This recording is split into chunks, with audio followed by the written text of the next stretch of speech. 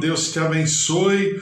Hoje, dia 13 de outubro de 2020, terça-feira, o dia que com certeza o Senhor já derramou, já profetizou, já estabeleceu sobre a tua vida, a tua casa, a tua família, em nome de Jesus. Estamos lendo a palavra do Senhor, meditando, pensando um pouquinho, orando, como todas as manhãs, às 10 horas da manhã, e hoje não é diferente. Então nós vamos dar continuidade ao texto que estamos lendo, pensando, o livro de Mateus, o primeiro evangelho, como também o primeiro livro do Novo Testamento, né? Dos 27 livros do Novo Testamento, Mateus é o primeiro livro, ele é o primeiro evangelho dos 4 evangelhos, Mateus é o primeiro. Então nós vamos ler e pensar um pouquinho a respeito. Mateus capítulo 4, versículo 18 em diante. Mateus 4, de 18 em diante. A gente já leu sobre Mateus, a árvore genealógica de Mateus, o que significa, né? O paradoxo da árvore genealógica. De um lado, os nobres, os patriarcas, o sumo sacerdote Arão e os seus descendentes, os descendentes, Davi e os seus descendentes, porque Jesus também tinha sangue nobre, sangue azul, né? Vamos dizer assim, mas também tem as mulheres gentílicas, né? E isso é um paradoxo. Tamar, Ruth, Raabe e meu Senhor, a mãe de Salomão, né? E você percebe que em tudo isso, Jesus, e Deus deixa isso muito bem claro, que o Senhor Jesus, ele veio para todos, para o mundo inteiro, né, de maneira universal, para toda a humanidade. Depois a gente aprende sobre Maria e o que significa Maria, uma moça, uma jovem, né, adolescente, corajosíssima, José, obediente. E em cima disso, Jesus é batizado. Jesus é batizado no batismo da obediência e da humilhação. E ele é batizado numa condição onde ele faz a ponte entre o batismo de João e o batismo de Jesus, né? E a gente viu a diferença dos dois batismos e o que significa que nós somos hoje batizados no batismo de Jesus Cristo. Depois a gente vê sobre Jesus quando ele é levado pelo Espírito Santo a ser tentado e o que significa. E agora, capítulo 4 de Mateus, nós vamos dar continuidade do versículo 18 em diante, que diz assim: caminhando junto ao mar da Galileia, viu 2 irmãos, Simão, chamado Pedro, e André, que lançavam as redes ao mar, porque eram pescadores. E disse-lhes: vinde após mim, e eu vos farei pescadores de homens. Então eles deixaram imediatamente as redes e o seguiram. Passando adiante, viu outros 2 irmãos, Tiago, filho de Zebedeu, e João, seu irmão, que estavam no barco em companhia de seu pai, consertando as redes, e chamou-os. Então eles, no mesmo instante, deixando o barco e seu pai, o seguiram. Percorria Jesus toda a Galiléia, ensinando nas sinagogas, pregando o evangelho do reino e curando toda sorte de doenças e enfermidades entre o povo. E a sua fama correu por toda a Síria. Trouxeram-lhe então todos os doentes, acometidos de várias enfermidades e tormentos, endemoniados, lunáticos e paralíticos. E ele os curou. E da Galiléia, Decápolis, Jerusalém, Judeia e da além do Jordão, numerosas multidões os seguiam.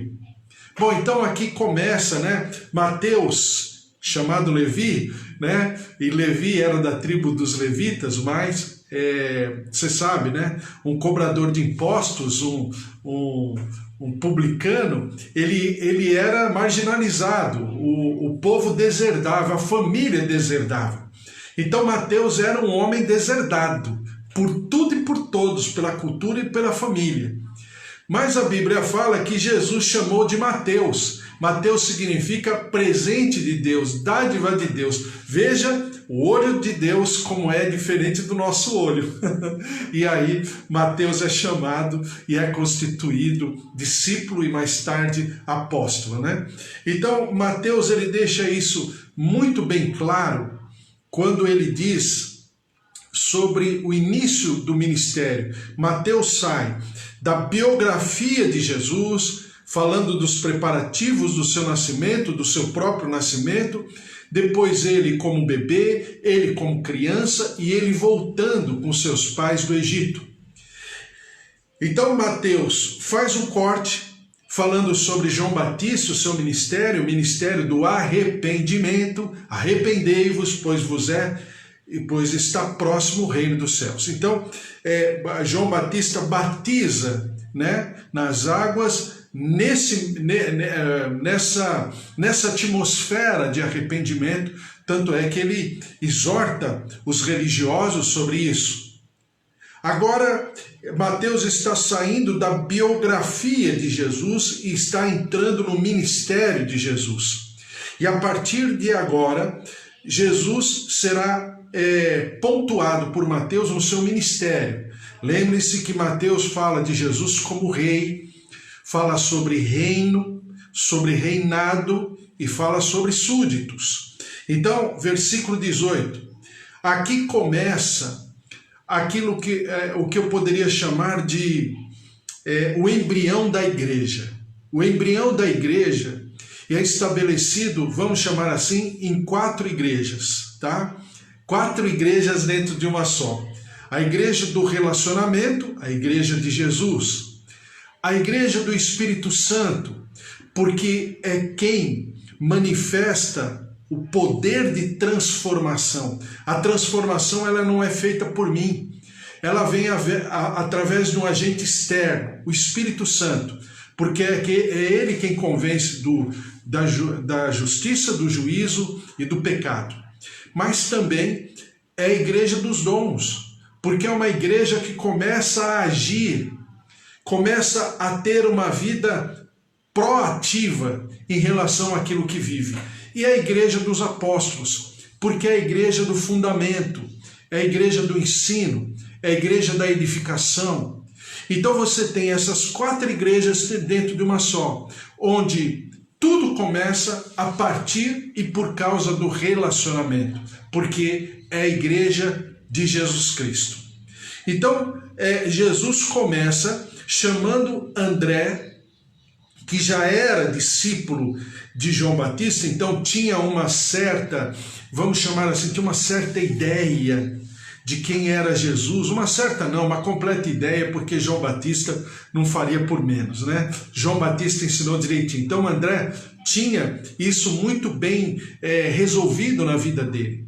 André chama Pedro e depois André chama João e Tiago.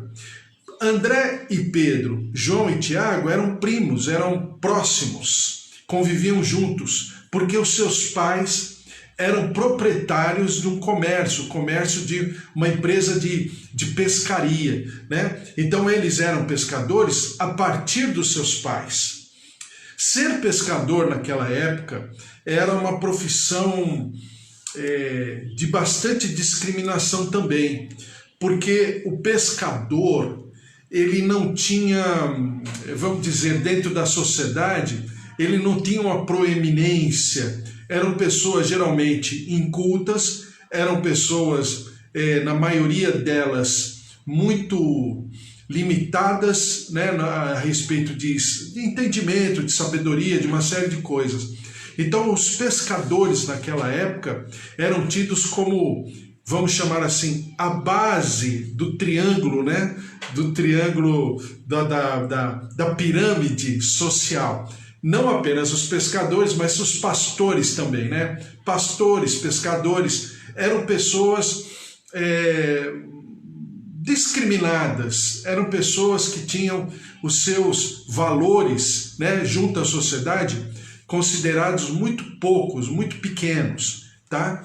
Então, quando Jesus chama André e Pedro, e mais tarde João e Tiago, os filhos de Zebedeu, Jesus está chamando aqueles que não seriam chamados para nada, né? Não seriam, sei lá, síndico de condomínio, não seriam chamados para representar alguém, um povo, uma profissão, nada. Então, Jesus chama pessoas muito limitadas aos olhos da sociedade. Depois ele fala o seguinte, né? Chamando, lançava as redes do mar porque eram pescadores, e disse-lhes: vinde após mim, ou seja, sigam-me, e eu vos farei pescadores de homens. Então, veja só o que Jesus faz, e é o que nós devemos pensar como igreja. Os americanos, antigamente, os pastores americanos, eles colocavam uma plaquinha na igreja assim, né? Se você for perfeito, por favor, não entre. Por quê? Porque a igreja, ela não é um lugar de perfeição, pelo contrário.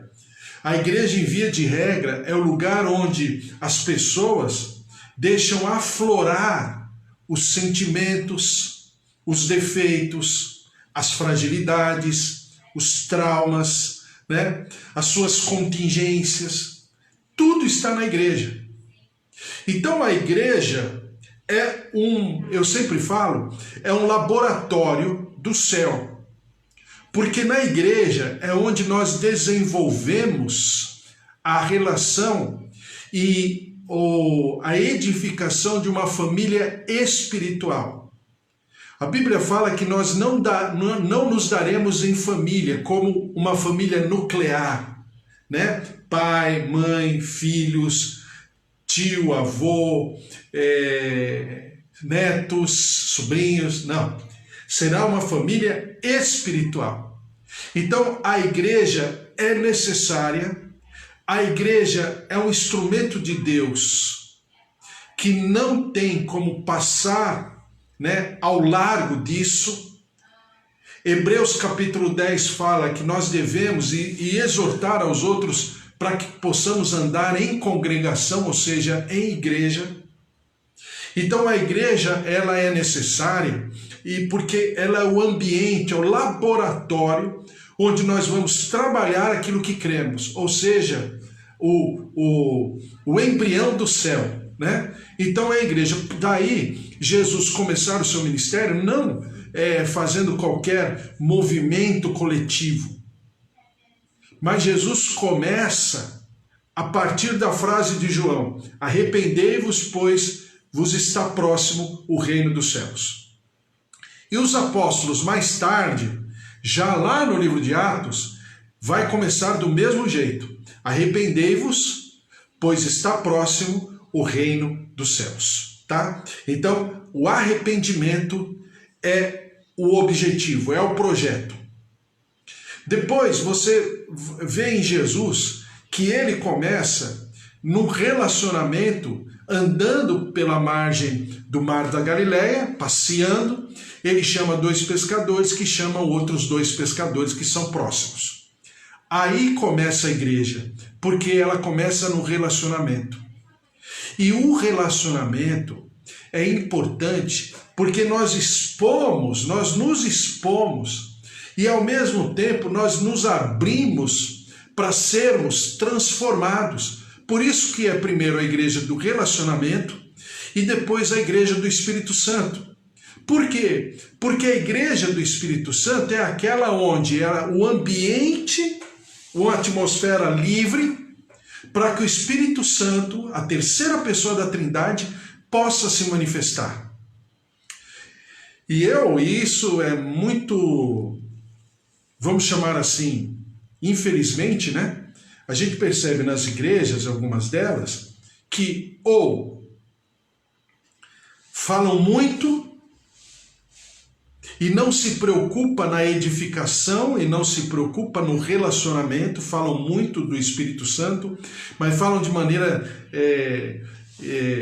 esbaforida, de maneira imatura, e falam, mas na verdade não estão vivendo. Por quê? Porque não está havendo transformação, não está havendo mudança, né, de atitude.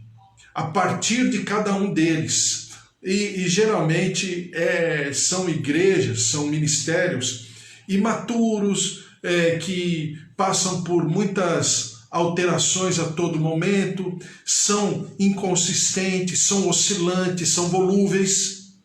Do outro lado, você tem igrejas que realmente trabalham o fundamento, que é a palavra, trabalham a estrutura, mas se esquecem do mover do Espírito Santo porque é necessário, porque senão você faz tudo muito didático, muito disciplinado. Mas você e as pessoas, por exemplo, elas se esquecem que precisa ter um agente externo trabalhando tudo isso, convencendo do pecado, da justiça, do juízo, né? Trazendo um movimento saudável da igreja. E essas igrejas, algumas delas, são até igrejas acéfalas, por incrível que pareça. O corpo tem movimento, mas não tem cabeça. E a Bíblia diz que a cabeça é Jesus Cristo. Não tem como viver um corpo sem cabeça. E são igrejas, eu chamaria de acéfalas, porque não tem a mente de Jesus Cristo, porque não tem oxigenação, porque não vive de maneira proativa, de maneira visionária aí no bom sentido, né? De maneira a enxergar o futuro, o mover de Deus e a buscar com vistas ao futuro, andar, prosperar, evoluir, ter sucesso. E o sucesso aí não é de quantidade de gente, não é de eventos, não é de estrutura com ar-condicionado, não é nada disso. Isso aí tudo é importante, mas não é nada disso. É viver de uma maneira a buscar a prosperidade do Senhor, a viver de maneira saudável, olhando para frente, como Deus é. Deus é um ser futurista, né? Ele sempre está enxergando, olhando para o futuro. E nós devemos ser, nesse sentido, futuristas, olhando para frente, vivendo aquilo que o Senhor já tem para frente, para o dia de amanhã, e semeando hoje, plantando hoje aquilo que eu viverei amanhã. Então é esse o Deus que nós vivemos, esse é o Deus que nos ensina. E Jesus estava exatamente fazendo isso. Depois diz a palavra, que estavam no barco em companhia de seu pai, consertando as redes, e chamou-os. Então eles, no mesmo instante, deixando o barco e seu pai, o seguiram. Então eles, quando perceberam que era exatamente o Cordeiro de Deus que tira o pecado do mundo, né? Como dizia João Batista, eles não pensaram duas vezes e eles continuaram, deram continuidade àquilo que Jesus havia de fazer. Então, a igreja é relacionamento, igreja de Jesus Cristo. A igreja é do Espírito Santo, porque abre um leque, né, de um movimento espiritual, em primeiro lugar, começando de mim. A igreja dos dons, onde os dons serão plenamente exercidos, todos os dons ministeriais, os dons do Espírito Santo e os dons de Jesus Cristo, todos eles serão amplamente vividos, ensinados, experimentados, né? E desenvolvidos, como Paulo diz, desenvolvei o dom que há em ti. Então existe sim uma igreja que precisa trabalhar isso intensamente. E claro, a quarta igreja, que é a igreja do fundamento, que é a igreja do ensino, da igreja que produz discípulos, né? Fazei discípulos e batizando-os em nome do Pai, do Filho e do Espírito Santo, é a própria ordem de Jesus Cristo. Então é a igreja que fundamenta.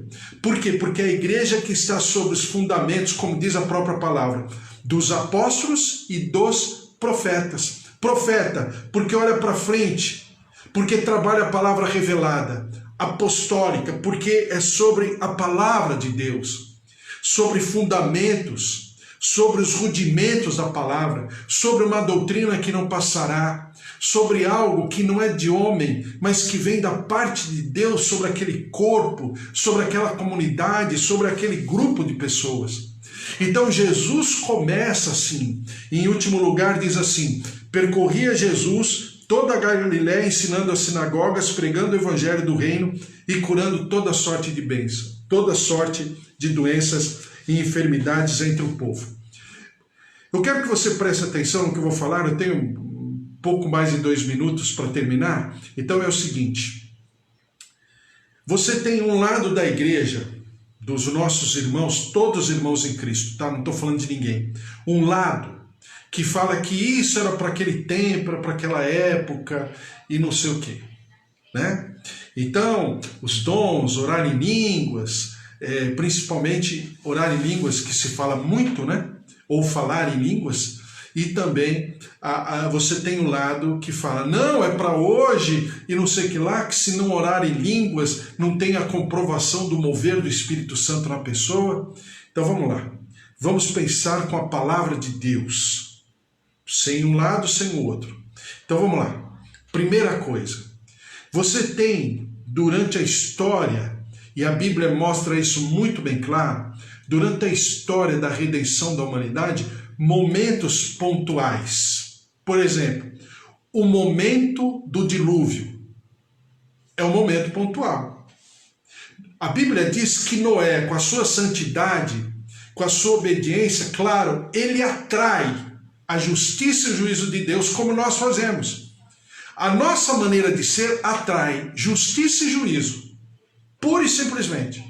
Por quê? Porque a tua manifestação, a maneira com que você andar como servo de Deus, vai estabelecer o mundo espiritual. Então foi o que aconteceu com Noé.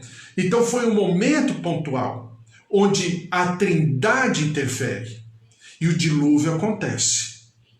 Depois você vai andando um pouquinho mais para frente e você vai perceber que acontece alguma coisa parecida no tempo de Moisés. Porque no tempo de Moisés vem as pragas, as 10 pragas, o povo sai, o mar é aberto, o povo passa a pé seco, exatamente uma outra manifestação da Trindade. A Trindade toma as rédeas daquela situação, daquele momento histórico, e coloca o seu kairós sobre o cronos do homem e manifesta pontualmente, como no tempo de Elias. A mesma coisa, Elias ora, né? E a Bíblia fala que o fogo desce. E todo o povo de Deus, existe um quebrantamento, um avivamento ali, que é uma coisa assim descomunal, sobrenatural. Por quê? É a intervenção da Trindade. São momentos pontuais, onde o Senhor, o kairós do Senhor, se manifesta de maneira direta, onde a Trindade está estabelecendo um ponto, marcando antes e depois daqueles eventos. Assim é no tempo de Jesus. Então a Trindade se manifesta através e por causa de Jesus Cristo, pontuando aquele momento, saindo do antigo, entrando no novo. Ratificando a aliança de Deus com a humanidade através e por causa de Jesus Cristo.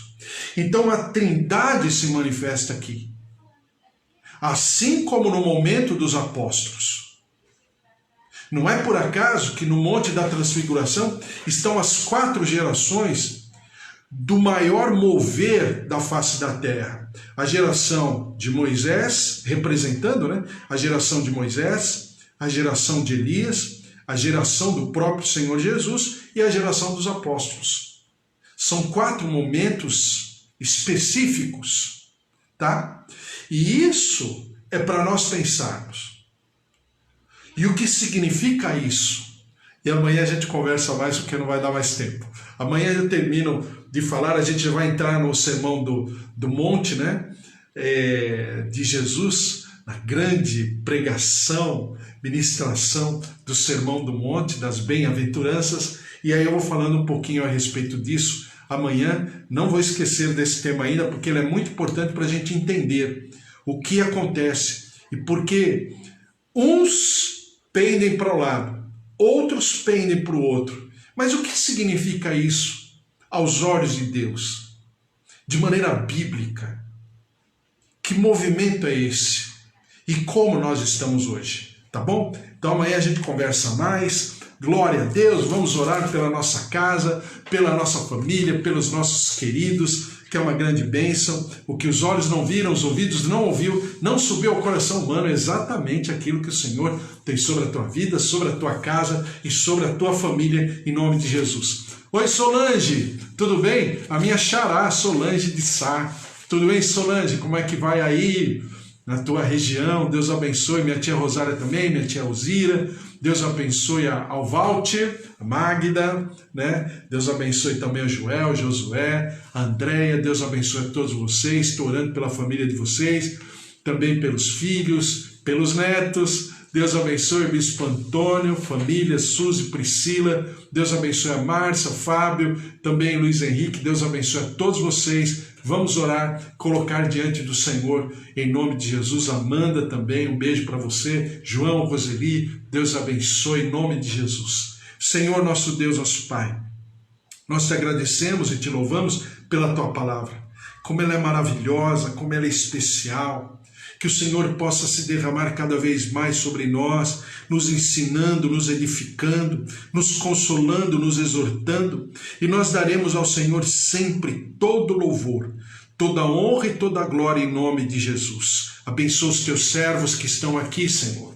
Cada família, os nossos idosos, nossos parentes, nossos avós, nossos tios, sobrinhos, netos, filhos, o marido, a esposa, o pai, a mãe, derrama-te com a tua cura, com a tua saúde. Espírito Santo de poder, move-te dos céus, em nome de Jesus. Visita-nos nos ossos, nas artérias, nas veias, na circulação sanguínea, nas juntas, nas articulações. Ó Deus, artrose, artrite, Deus de maravilhas, fígado, rins, olhos, ouvidos, cérebro, mente, vem com o teu poder de cura e de saúde, visita-nos poderosamente. Ó Deus, em nome de Jesus, nós repreendemos o diagnóstico desfavorável, nós repreendemos toda e qualquer situação de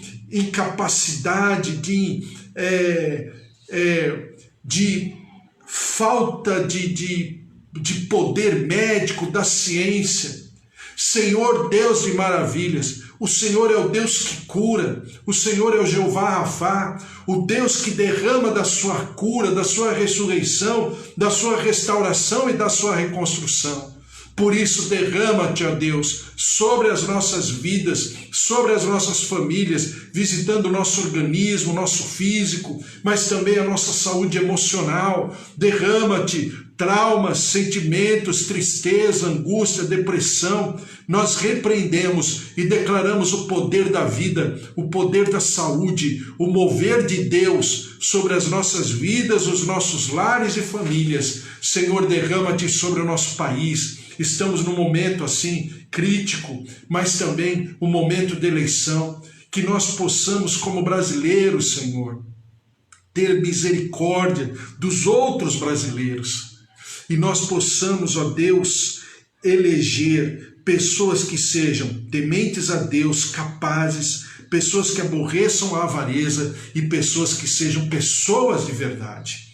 Por isso, ó Deus, derrama-te sobre o nosso povo, o nosso país. Senhor, sara a nossa terra, perdoa-nos na nossa transgressão, nos nossos pecados, na nossa iniquidade como povo, como sociedade brasileira. Ó Senhor, esses agentes públicos, governadores, prefeitos, secretários da saúde, que são pessoas cruéis, genocidas, déspotas, criminosos, que trabalham contrariamente à vida. Senhor, vem com a tua justiça e com o teu juízo, derrama-te sobre cada um, e nós daremos ao Senhor sempre todo louvor, toda honra e toda glória, e que o Senhor nos dê uma terça-feira maravilhosa, a bênção do Senhor sobre cada um de nós, e nós viveremos com certeza aquilo que é bom, perfeito e agradável, em nome de Jesus. Amém. Amém? Glória a Deus, com o amor de Deus Pai, a vida vitoriosa em Jesus Cristo e as consolações do Espírito Santo da promessa estejam sobre a tua vida, a tua casa, a tua família. Porque se Deus é por nós, quem será contra nós? Se o Senhor é o nosso pastor, com certeza de nada nós teremos falta, porque ninguém pode nos resistir. Nós carregamos no bojo da nossa vida